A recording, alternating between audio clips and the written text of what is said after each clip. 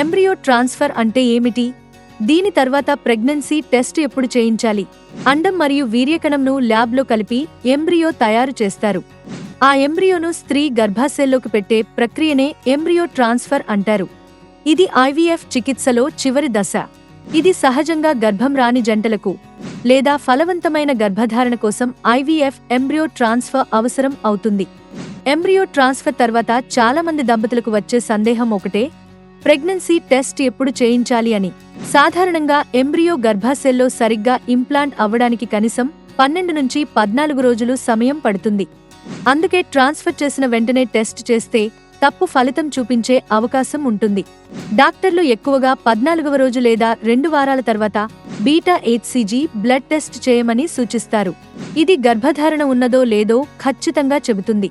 కాబట్టి తొందరపడకుండా డాక్టర్ చెప్పిన సమయానికే టెస్ట్ చేస్తేనే మీకు సరైన ఫలితాన్ని చూపిస్తుంది.